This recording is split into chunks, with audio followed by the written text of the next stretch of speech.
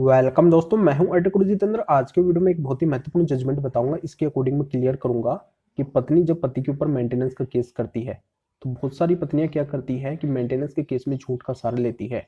वो कई सारे आरोप है जो पति के ऊपर लगाती है और उनके आधार पर वो मेंटेनेंस लेने की कोशिश करती है। और कई बार क्या किया जाता है, कोर्ट के द्वारा मेंटेनेंस पति के ऊपर लगा भी दिया जाता है और पति को है जो मेंटेनेंस चुकाना पड़ जाता है और वो देता रहता है। और उसको पता भी होता है कि मेरे ऊपर जो मेंटेनेंस लगा है वो झूठा लगा है, क्योंकि पत्नी झूठी है, उसने झूठ का सहारा लिया है।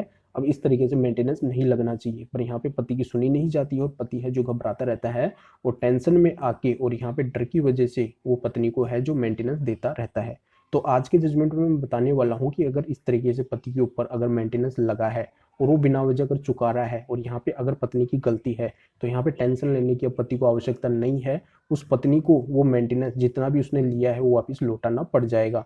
तो क्या बात इस जजमेंट के अंदर कही गई है, बहुत ही इंपॉर्टेंट वीडियो है, बहुत ही इंपॉर्टेंट जजमेंट है मेंटेनेंस केस से रिलेटेड। तो अंत तक मेरे साथ इस वीडियो में बने रहिए, पूरी जानकारी समझ में आ जाएगी। उससे पहले बता दूं, चैनल को सब्सक्राइब नहीं किया है तो सब्सक्राइब भी कीजिए, बेल आइकन दबाइए, वीडियो को लाइक करके शेयर जरूर कर दीजिए। तो चलिए शुरू करते हैं। तो दोस्तों इस जजमेंट के अकॉर्डिंग मैं क्लियर कर देता हूँ कि पत्नी के द्वारा बेसिक तौर पे कई तरह के आरोप जरूर लगाए जाते हैं मेंटेनेंस के केस में। वो चाहती है कि मुझे ज़्यादा से ज़्यादा मेंटेनेंस मिले और यहाँ पे पति की ऐसी कोई गलती भी नहीं होती है। बहुत ज़्यादा केसों के अंदर ऐसा देखने को मिल रहा है और ऐसे आरोप होते हैं कि जिससे क्या किया जाता है, कोर्ट के द्वारा भी विश्वास कर लिया जाता है और उन्हीं आधारों के ऊपर पति के ऊपर है जो मेंटेनेंस थोप दिया जाता है और पति कहीं से भी एडजस्ट करके उस पत्नी को हर महीने मेंटेनेंस चुकाता है। अब यहाँ पे एक ऐसा ही जजमेंट है, इसके अंदर ऐसा ही हुआ। पत्नी ने क्या किया, पति के ऊपर कई तरह के झूठे आरोप लगाए। अब उन आरोपों के आधार पे है पति के ऊपर कोर्ट के द्वारा मेंटेनेंस लगा दिया गया।